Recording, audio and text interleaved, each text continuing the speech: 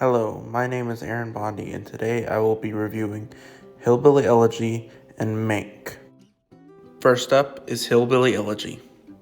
Hillbilly Elegy is the recent film released by Netflix, directed by Ron Howard, starring Amy Adams and Glenn Close.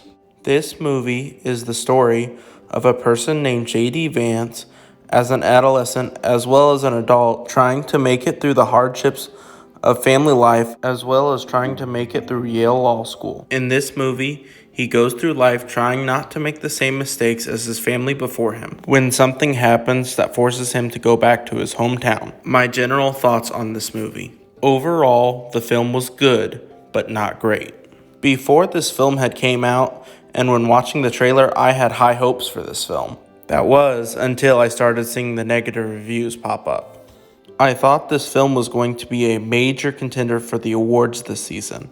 Now, after watching the film, I think that the chances for awards are slim to none except in a few categories, which I will get to in a little bit. I finally decided to watch the movie so I could decide for myself. Let's talk about the good things the movie had to offer, as well as the bad, and the things that were kind of in between. The good this movie had to offer was the two central performances from Amy Adams and Glenn Close. First off, Amy Adams' performance was great as always.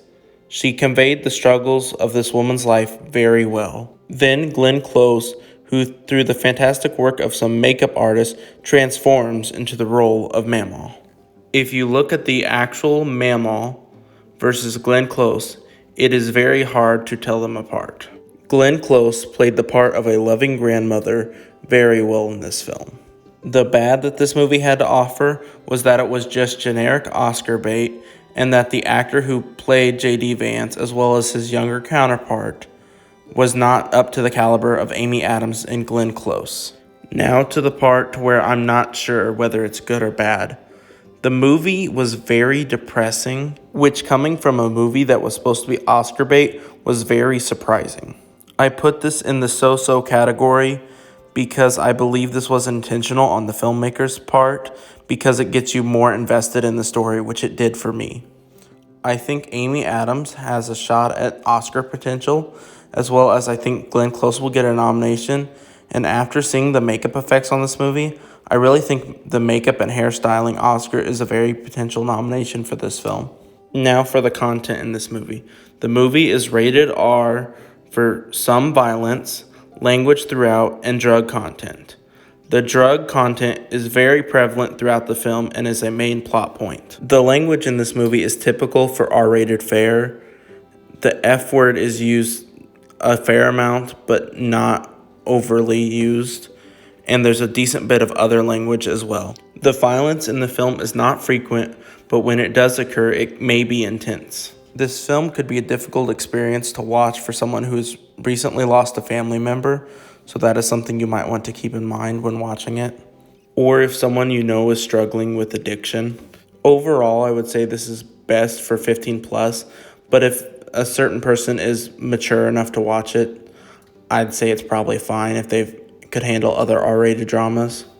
The acting in this film is pretty good, and the overall movie is fine. I do think that this film has a chance at the award season, but the movie is overall good at best. I would give this film a 7 out of 10.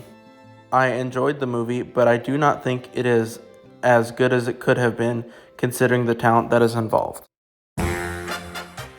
And now is time for my review of Mank. Mank is directed by David Fincher, starring Gary Oldman, Amanda Seyfried, and Charles Dance. The film is scored by Trent Reznor and Atticus Ross and was written by David Fincher's late father, Jack.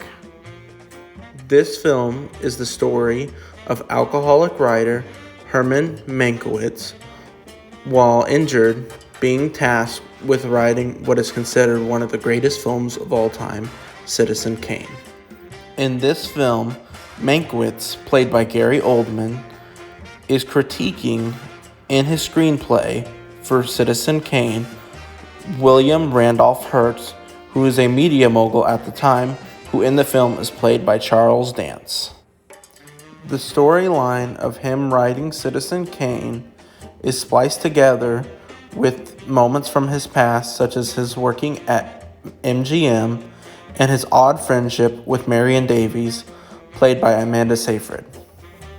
This film also takes place during the 1932 mayoral election, which helped Mankiewicz get the inspiration to write Citizen Kane. The film did something very interesting with the audio. It made the film sound like it was filmed when Citizen Kane took place and when the story of this movie takes place. When I first heard about this film, I was extremely excited because I was like, David Fincher having a project that he is passionately attached to, that his father wrote, he's surely going to knock this one out of the park. Well, did he? Sorta. I thought that this film would be a major player at this year's Academy Awards, but upon watching it, I do not think it will win as many awards as I originally thought before watching. I do think, however, that it is a lock for many nominations, which I will touch upon later on in this video. I do feel that this film will prove inaccessible, considering that the film has not been on any of Netflix's top 10s, not their movie one or their all-encompassing top 10 entertainment, and the film only has a 70% on Rotten Tomatoes audience score meter. And if the general audience does not like it, I have a hard time believing that Academy Award voters will either. The film was also oddly political, tying into modern politics that just basically felt like it was an awards push, although some of the political jokes did make me laugh.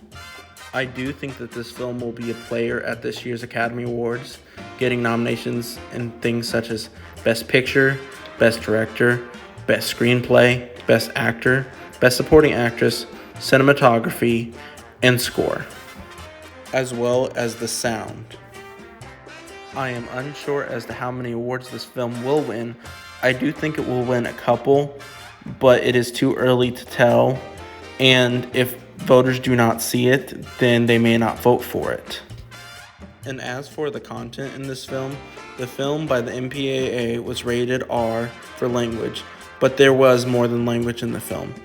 The main character is a heavy alcoholic and drinks quite a bit, so there's a lot of alcohol usage in the film. There was also the scene where there were a bunch of male writers in a room, and there was this just random topless woman. There was something covering her nipples, but it was still weird. This scene just felt very unnecessary, and very well may have been a critique of Hollywood before the Me Too movement. There is also a heavily implied suicide that may be worth noting to some. The aforementioned language in the film has language such as the F word and other language, including sexual language. This film is probably okay for a 16-year-old, whether or not it is deemed appropriate for them.